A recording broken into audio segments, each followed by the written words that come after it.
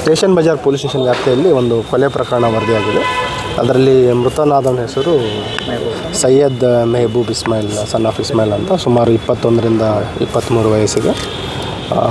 ಈಗಾಗಲೇ ಇವನಿಗೆ ಯಾರು ಹಲ್ಲೆ ಮಾಡಿದ್ದಾರೆ ಅನ್ನೋದ್ರ ಬಗ್ಗೆ ಕೆಲವು ಪ್ರಾಥಮಿಕ ಮಾಹಿತಿ ಇದೆ. ಈಗಾಗಲೇ ನಮ್ಮ ತಂಡಗಳನ್ನು ಬಿಟ್ಟಿದ್ದೀವಿ, ಆದಷ್ಟು ಬೇಗ ಆರೋಪಿಗಳನ್ನು ವಶಪಡಿಸ್ಕೊತೀವಿ.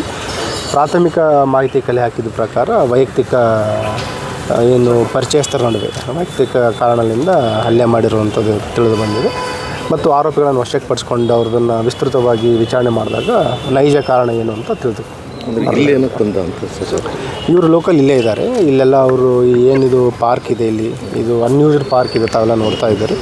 ಮತ್ತು ಇಲ್ಲಿ ಅವರು ಸುತ್ತಮುತ್ತ ಓಡಾಡೋದು ಇರೋಂಥದ್ದು ಇದೆ. ಸೊ ನಿನ್ನೆ ರಾತ್ರಿನೂ ಕೂಡ ಇಲ್ಲಿ ಬಂದು ಕುಳಿತಾಗ ಎಲ್ಲ ಜೊತೆಗೆ ಇದ್ದಾಗ ಹಲ್ಲೆ ಮಾಡಿರೋಂಥದ್ದು ತಿಳಿದು ಬಂದಿದೆ. ಏನು ಸರ್ ಬ್ಯಾಕ್ಗ್ರೌಂಡ್ ಏನೂ ಇಲ್ಲ. ಈಗ ಅವರು ಫ್ಯಾಮಿಲಿ ಮೆಂಬರ್ಸಿಗೆ ವಿಚಾರಿಸಿದಾಗ ಬೇಸಿಕಲಿ ಮನೆಗೆ ರೆಗ್ಯುಲರಾಗಿ ಬರ್ತಾ ಇರಲಿಲ್ಲ ಅಂತ ಹೇಳ್ತಾರೆ. ಮತ್ತು ಇವನ ಮೇಲೆ 2 ಹಳೆ ಬೈಕ್ ಕಳ್ಳತನ ಮಾಡಿರೋ ಪ್ರಕರಣ ಇದ್ದಾವೆ. ಅದು ಬಿಟ್ಟರೆ ಬೇರೆ ಯಾವುದು ಅಪರಾಧ ಹಿನ್ನೆಲೆ ಅದನ್ನು MOB ಬೈಕ್ ಕಳ್ಳತನ ಮಾಡಿರೋಂಥ MOB ಕ್ರಿಮಿನಲ್ ಇದೆ. ಈ ಸ್ಟೇಷನ್ ಬಜಾರ್ ಲಿಮಿಟ್ಸ್ ಸಿಟಿ ಬಸ್ ಸ್ಟ್ಯಾಂಡಲ್ಲಿ ಪರ್ಸು ಪಾಕೆಟ್ ಎಲ್ಲ ಈ ರೀತಿ ಮಾಡ್ತಾಯಿದ್ದು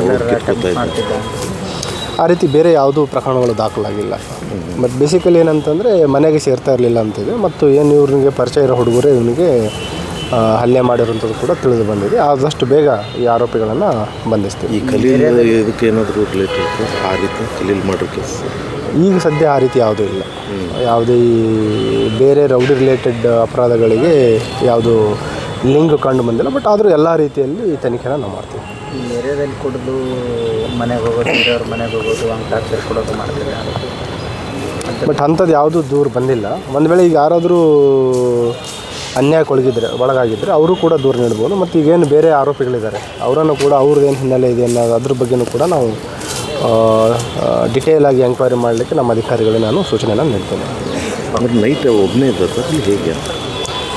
ಕೆಲವು ದಿನಗಳ ಹಿಂದೆ ಇವನೇನು ಪರಿಚಯ ಹೇಳಿದೆ, ನನ್ನ ಸ್ನೇಹಿತರಿದ್ದಾರೆ, ಅವ್ರ ಜೊತೆ ಏನೋ ಗಲಾಟೆ ಮಾಡ್ಕೊಂಡಿದ್ದೆ ಕ್ಷುಲ್ಲಕ ಕಾರಣಕ್ಕೆ.